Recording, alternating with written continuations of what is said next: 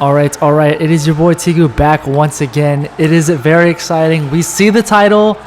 It finally happened. I am going to talk through what I'm just going to we're just going to go and see where this commentary takes us. So after last video, if you watched my last singles tournament video, very disappointing. I was extremely discouraged and I was like, damn, I just legitimately, I just thought I probably can't play singles. Like, it's just, I just might be crap. Like, I just felt so effing discouraged. Historically, my very first tournament ever, I self-rated at 4.0 just so I could play in the 4.0 tournament, whatever.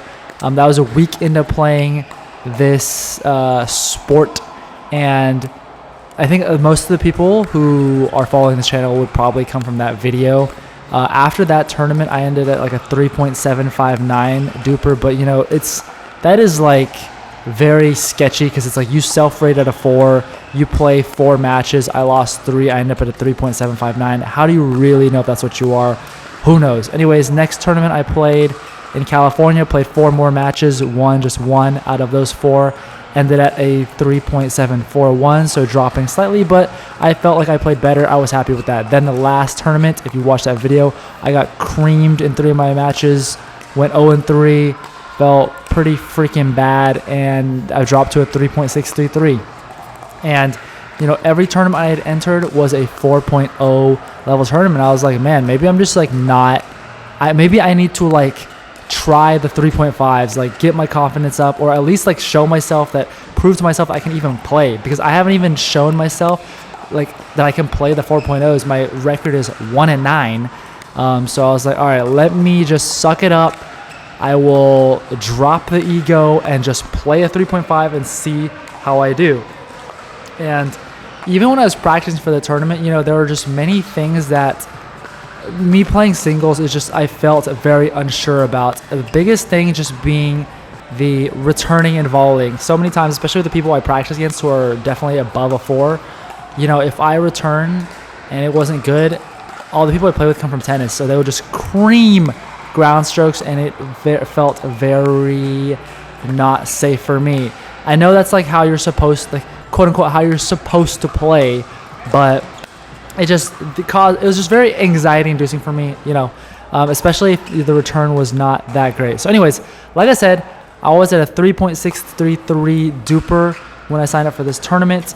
And the way this tournament worked is it was split into 2 draws or 2 pools.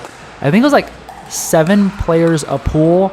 And then randomly, there was a 4.6 in my pool and a 4.2 or whatever in the other pool. When it's a 3.5 tournament, it's just how it worked because of no one signed up for the higher levels. Regardless, the tournament directors were gonna take care of the moving them into their own bracket past the group stages, but just wanted to let them have some playing, so they threw them into our pools. Anyways, so in that very first match, you saw I went down 0-4. I'd be lying if I didn't say that I started feeling some shades of oh gosh, here we go again. Am I gonna just absolutely suck dickle when it comes to playing a tournament, even though practice has been going pretty well? So coming into this mindset, into this tournament, my mindset and perspective about how I'm gonna play this game was very different, and it helped me be a lot more at ease. One big thing though, right off the bat, I don't know if you guys have noticed, but I am not playing with that Yonex paddle anymore. I switched right before the tournament. I had this paddle for a week, and it's the Gen 2 Joola paddle, just because technically you're not supposed to be playing with the Gen 3s in these tournaments, but it's not they check anyways, but I just not into that. So I was I'm just gonna play with the Gen 2. And when I tried this paddle from one of my friends, it just felt way better than my Yonex paddle. And it's the craziest thing, in tennis, coming from tennis, you can kind of play with what you want, you know what I mean? It's not that big of a difference, unless you're playing with a Walmart paddle. But generally, you can kind of, any player's tennis racket, you can play with it. But in pickleball, doesn't necessarily seem like the case. Technology, especially in singles, is so important, because the instant I picked up a different paddle from my Yonex paddle. It's like, I was like, oh my goodness, there's so much more spin, so much more free pop power on the paddle. It's like in singles where power and spin, you know, hitting big ground strokes and big serves, bigger returns makes a huge difference. It's just so much more important. And, you know, I'm not trying to it's like if Yonex would come out with a good paddle, because they're so new into it, then of course I'm going to play with that because I love the freaking brand and I support the brand. However, it's just like, I don't want to frustrate myself any longer, because like, I don't want to have that as like this thing that's always on my mind. Like, damn, maybe I could have played better if I had a better paddle, you know, because Yonex at the moment only has one paddle. They've only made one version. So like until they upgrade and stuff, it's like, it's probably not the player's, you know, a player's paddle, if you will. So I will be using this Joola paddle. Who knows if I like change or whatever? I don't know. Like I see a lot of people using like that in mod TA15 or whatever. It just and the Gen 3s. I don't know. Something about that just I'm just not into it.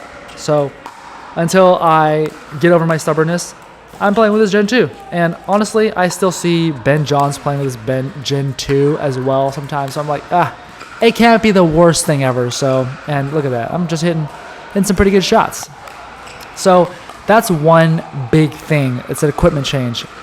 Yes, I'm kind of rambling. I'm sorry. There's not really I don't script this. I just turn on. I just start playing the video and I just start yapping.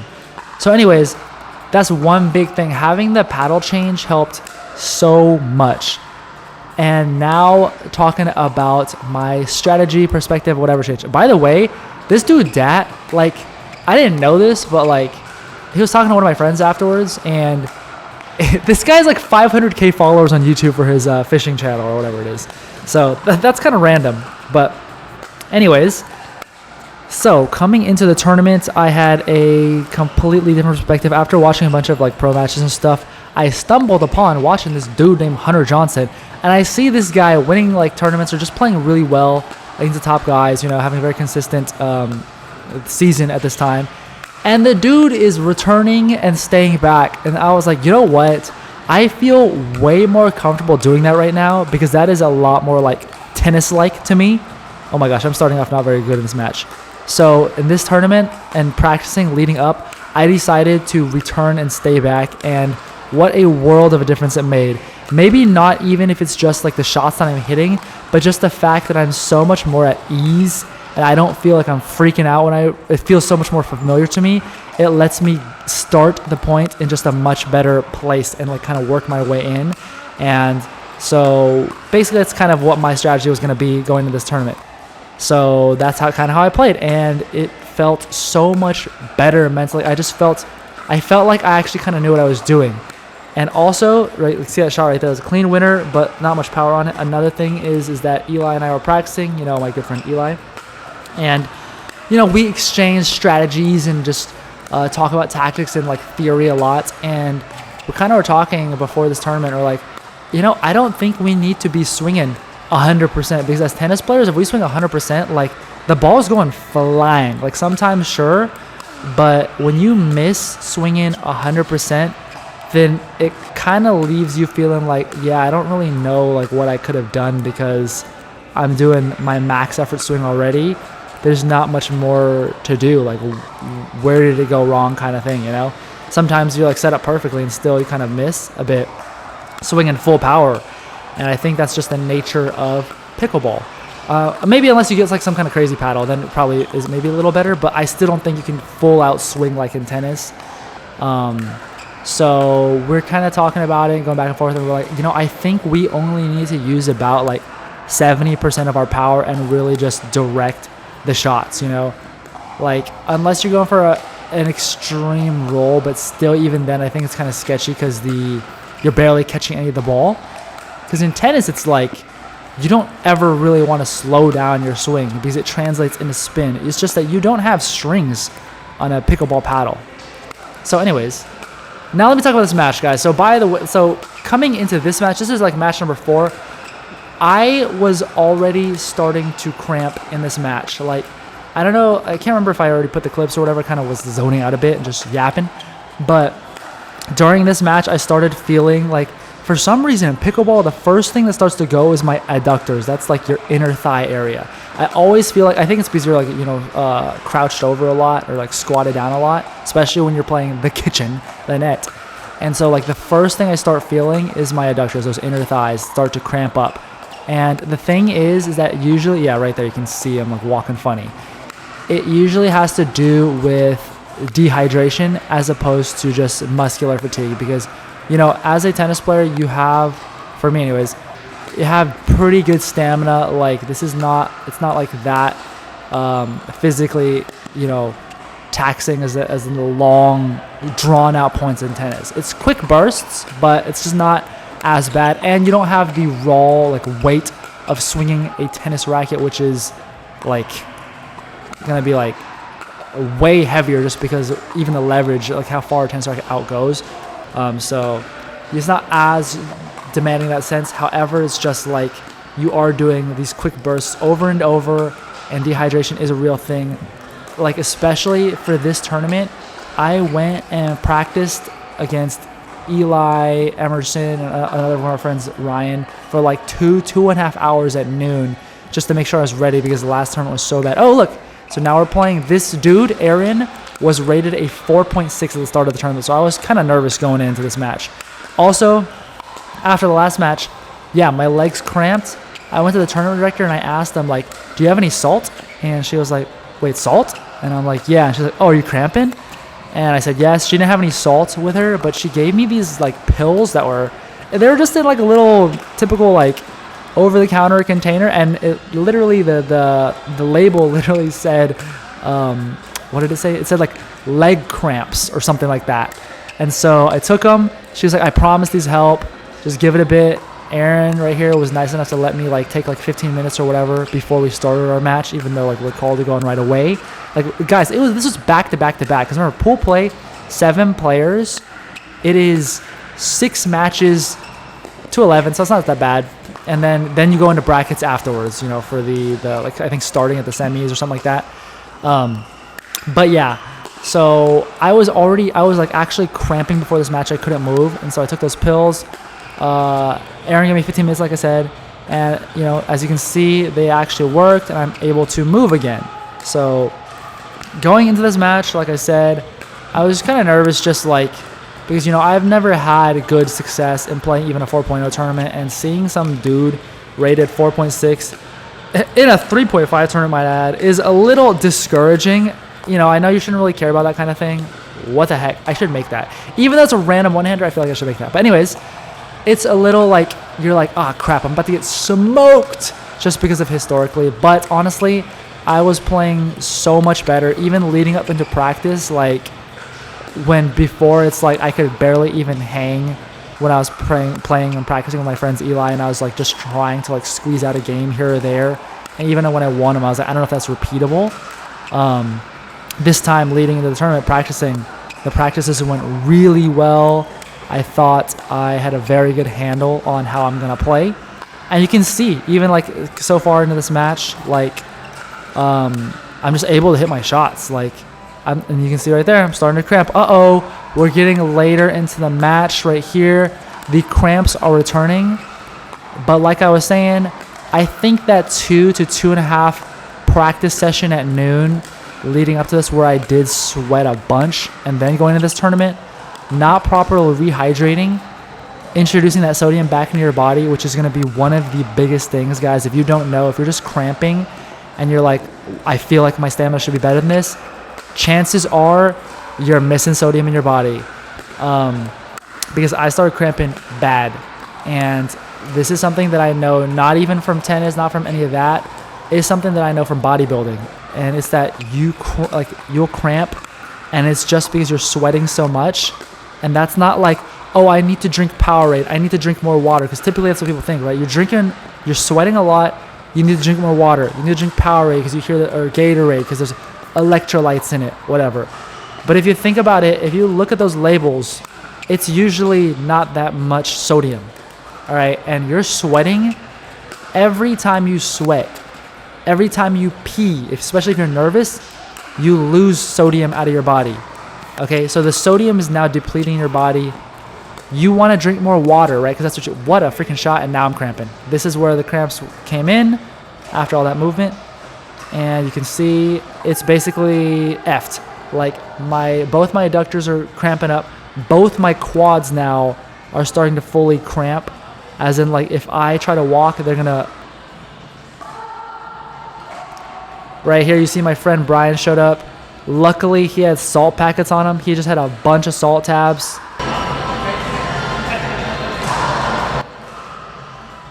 Yeah, I wish I was faking it, but you can kind of see right there my quads are just, like, locked up. But, I felt bad. I was like, all right, I just have to play. Like, because Aaron, honestly, the dude gave me, like, 15-minute timeout, which he really didn't have to. So that was really nice of him. You can see I'm, like, struggling to move. I took a bunch of salt packets that Brian gave me. It definitely did help. Like, they started kicking in, but the problem is that it wasn't kicked in fast enough. And I was still, like, scared that I was going to, like, hurt myself if I tried to move too hard. Because what I didn't show was I tried to stretch out my quad, by pulling your, like, picking up your foot behind you with your hand, But then my hamstring almost cramped. So it was just sketchy. Like, I couldn't focus on the play. And in my head, I was kind of more focused on my legs and that feeling as opposed to hitting the good shots. So that was kind of unfortunate. And being up and, like, having this result, which is, like, a good result, it just really sucked, But anyways, back to what I was saying about the sodium. Okay, I'm sorry. This is, like, so ranty, but that's just a classic Tegu video, It's just... Anyways, like I was saying, you sweat, you pee, you lose sodium. You put water back into your body because you think you're supposed to do that. Now your sodium level's decreased. You're adding water, so you're further diluting the sodium level. So now your sodium level is even lower than what it was when you started. With all the lack of sodium, electrolytes are what send signals to your muscles, right, from your brain. And without that, your muscles cannot fire properly, and they just start freaking out, and you start cramping. That's like the very layman's terms way of explaining it. But basically, yeah, that's why to get the cramps to go away, I'm literally just downing salt packets, like dumping salt packs in my mouth and just taking a little swig of water to try to rebalance that sodium balance. So anyways, I ended up losing 9-11. Damn, I was actually winning and I cramped, so let's see how this one goes. If you end up getting a good still of mine, send it to me later. Yeah, for sure, dude. And we got Dat just running on the court. That was so random. I don't know, like, what that was. Like, he was like, I'm just gonna watch this match. Also, look at this. Honest guy, chill guy, Tegu. I didn't turn around to see that the ball, like, actually went flying out, so I thought it was in, and I called it in. So whatever. Anyways, Varun, I played him in the last doubles tournament, the most recent video I just posted. We played him in the 3.5 division because for those who did not know, last tournament I played 15 freaking matches in one day. He's accidentally signed up for 2 divisions. Anyways, so yeah, it was cool to kind of run into Varun again and play him in singles, which was very different because I remember, like, the doubles match was really close. We won, like, only 11-9, so it was pretty good. But this time, I am playing much better, and this paddle, one of the things that's just huge that you see throughout this whole tournament, and it also might just be like for sure, you're going to see more of it at the 3.5 level than 4, is that, like, my serve is much better now with this paddle, probably with some technique improvements, but for sure facilitated by this paddle. And I'm getting a lot of free points off of my serve throughout this whole tournament. Some people more than others, but that's a very big difference. So anyways, this is the final match of pool play. You can see that I'm moving fine now. Taking all those salt packs definitely helped, and I'm basically back to normal at this point. Thank the Lord. All right, we recovered from the cramps. Brittany's here. And Brian, my coach Brian, he brought me hella salt packets, and yeah, as he's just holding them in his hand, and as gross as it is, I have had like 11 just like dump it in my mouth and just take a little swig of water. I was up 9-7 against the 4.6 player.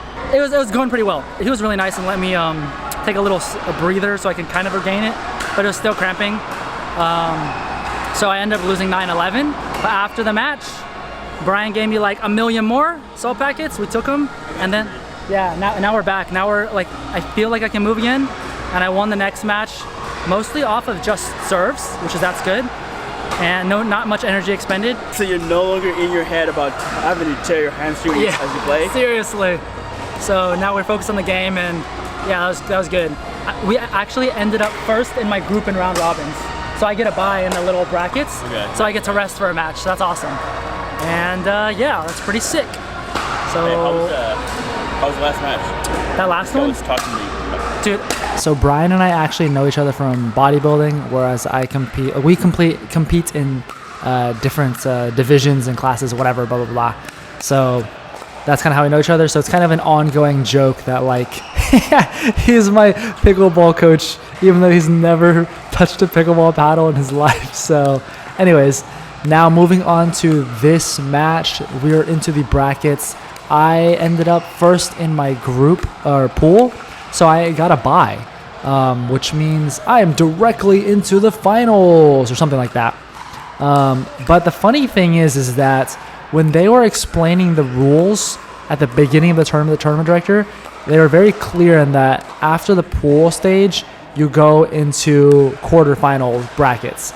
They said I got a bye, and I was like, thank the Lord I can, rest and like try to get these cramps out of here, because I was just slamming salt packets, guys. It was disgusting. I probably had like, those little salt packets you get from McDonald's to put on your fries. I probably had dumped like 17 in my mouth at the time. So anyways, yeah, so I thought that I got a bye, so I thought I was in the semis. So funny thing is that actually we started at the semis, so this was the finals, because the two guys, the 4.2 and the 4.6, got removed from the brackets. So basically it just put us into the semis. So I didn't know that. So I thought like I had another, like even if I won this match, I thought I was going to have another match. Even if I lost, because it's the semis, so you had to play for the bronze medal, right? So I was playing this match as if, I just had no idea it was the finals. But yeah, started off, I was like, I think it might be a little difficult, like depending on how long these tournaments go, like it's just so many matches. Like playing 6 matches to 11, I guess it's not as bad. But like if you're playing multiples, like 2 out of 3 or everything to 15, you're playing freaking 8 matches a day, it just gets pretty long. I mean, this thing went on for over 3 hours, and remember, it was like back to back to back. Like there was, besides the break that I got for a bye and like the not scripted wait time that like Aaron gave me, whatever, because I was cramping, it was literally as soon. Ooh, that was a clean point, clean little backhand move right there, which that's like something I'm working on right now, that I need to work on right now. But besides those like breaks, it was straight up on off. And to do that straight for like 3 to 4 hours, yeah, I don't really care what you're doing. Like it's gonna be pretty, especially when there's like that competitive aspect to it where you're like mentally engaged, and your brain is firing the whole time. Like it does get very tiring. Also, remember like the thing that, like that impetus that I even tried pickleball in the first place and got into it was because I have very bad plantar fasciitis. And I couldn't like stay on the tennis court, just all that impact and moving around. So, it's getting better now, which a lot of you guys have asked, like, what am I doing for it? So I'll like talk about that in a separate video or whatever. But, yeah, after being on court for a long time, like 3 hours plus for sure, my dogs start hounding. And so it does get hard to play, especially, if I think the dehydration thing, it's like that's just something to stay ahead of, because if you get to that point, then you're already kind of like behind the 8 ball, as they say, and you're kind of effed a little bit. So I think for future it's like I need to make sure it never even gets to that point. So it's kind of hard exactly to know how much sodium in, but I guess you kind of have to guess, gauge it based on how much you're sweating. So anyways, this is a really fun match. You know, like Chetan is a very nice guy. I think he has his own like, I'm gonna link his Instagrams and stuff because he's got like a pickleball page. I think he has a pickleball brand or something like that. So anyways, really cool guy. And yeah, so this was me winning my first singles tournament. 3.5, but you know, not having had any like proof, like I was very proud and felt like I could actually play the game. So a little bit of a redemption arc, if you will. But I'm excited about the next videos to come, guys. Thanks for watching. Stay this long. See you in the next one.